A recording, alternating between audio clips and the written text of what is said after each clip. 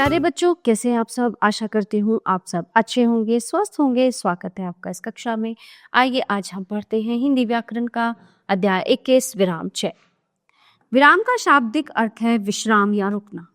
भाषा में बोलते एवं लिखते समय भावों एवं विचारों की अभिव्यक्ति स्पष्ट एवं बोधगम्य बनाने के लिए विराम चिन्हों का प्रयोग किया जाता है। भाषा लेखन में आशय स्पष्टीकरण में विराम चिन्ह अहम भूमिका निभाते हैं। जैसे पकड़ो मत छोड़ो, पकड़ो मत छोड़ो, पकड़ो मत छोड़ो।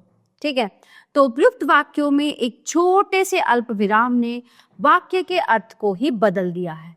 पहले वाक्य में पकड़ने और ना छोड़ने का अर्थ प्रकट हो रहा है, दूसरे में न पकड़ने और छोड़ देने का विपरीत भाव है, जबकि तीसरा वाक्य बिना विराम चिन्ह का अस्पष्ट अर्थ प्रकट कर रहा है।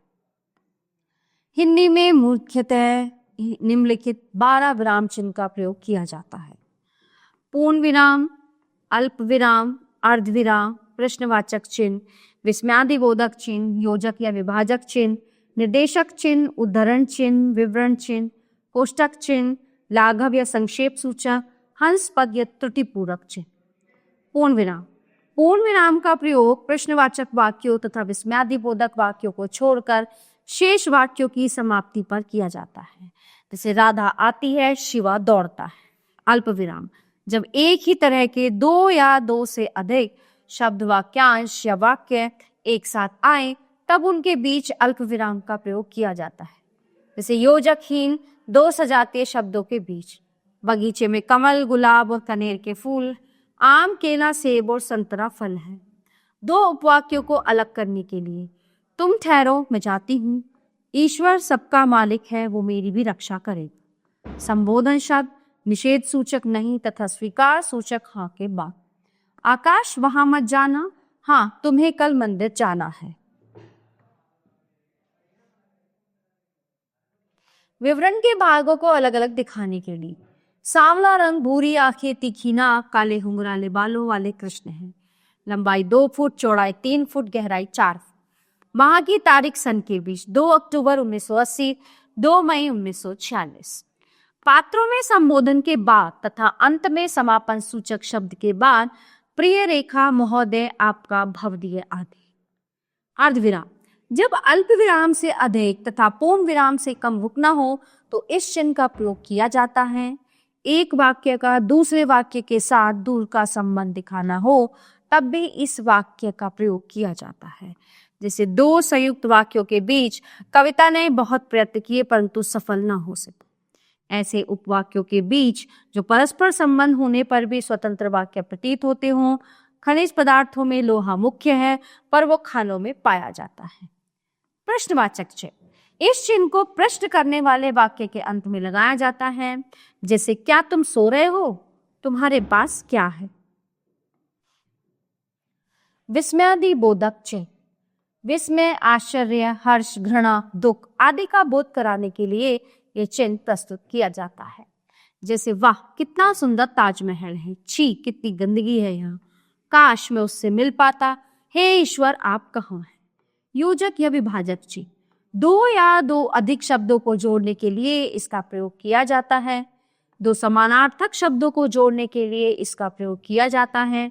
जैसे बीच बीच में, कभी कभी में, दूर दूर में, साथ साथ में।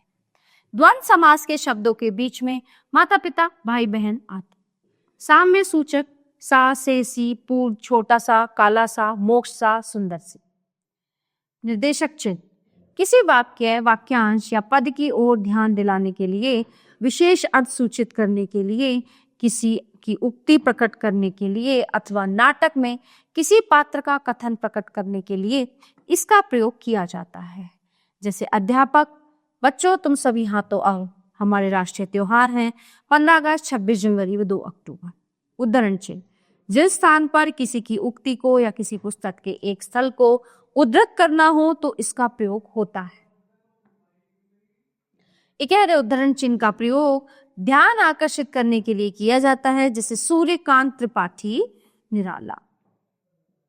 दोहरे उद्धरण चिन्ह का प्रयोग वक्ता के प्रत्यक्ष कथन और किसी पुस्तक की पंक्ति या अनुच्छेद को जो का त्यों उद्धृत करने के लिए किया जाता है। जैसे दादाजी ने कहा था, हमेशा मन लगाकर काम करना। तुलसीदास जी ने कहा, रघुकुल रीति सदा चली आई, प्राण जाए पर वचन न जाए। विवरण चिन्ह।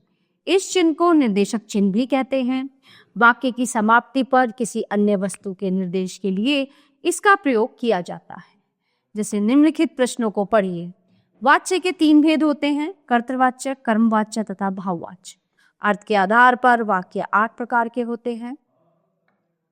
कोष्ठक, वाक्य से संबंधित ऐसी जानकारी जिसे अलग से देना हो उसे कोष्ठक में दे दिया जाता है। कोष्ठक का प्रयोग निम्नलिखित स्थानों पर किया जाता है।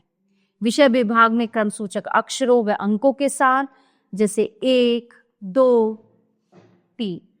समानार्थक शब्द अथवा वाक्यांश के साथ, जैसे निरंतर लगातार अध्ययन से ही अच्छे अंक प्राप्त होते हैं।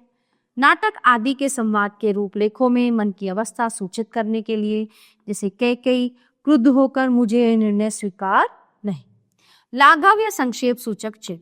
लाघव का अर्थ छोटा है।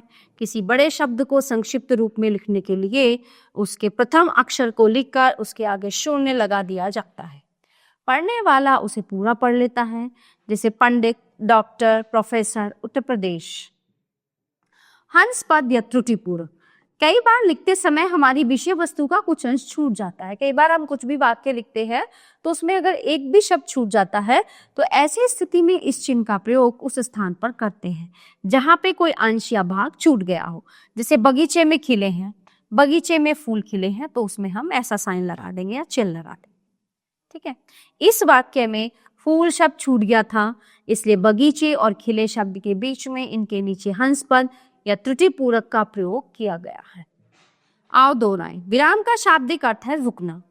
बोलते समय या वाचन करते हुए वाक्यों, उपवाक्यों और शब्दों पर जहां जितना विराम अपेक्षित हो उसे सूचित करने वाले चिन्ह विराम चिन्ह कहलाते हैं। हिंदी में मुख्यतः 12 विराम चिन्हों का प्रयोग किया जाता है। पूर्ण विराम, अल्प विराम, अर्ध विराम, प्रश्नवाचक चिन्ह, विस्मयादि बोधक, योजक या विभाजक, निर्देशक, उद्धरण चिन्ह, विवरण चिन्ह, कोष्ठक, लाघव या संक्षेप सूचक, हंस पद या त्रुटिपूर्ण। तो प्यारे बच्चों, ये था हमारा पाठ विराम चिन्ह जो यहीं पे समाप्त होता है। आशा करती हूँ आपको अच्छे से समझ आया होगा। मिलते हैं अगली कक्षा में। धन्यवाद।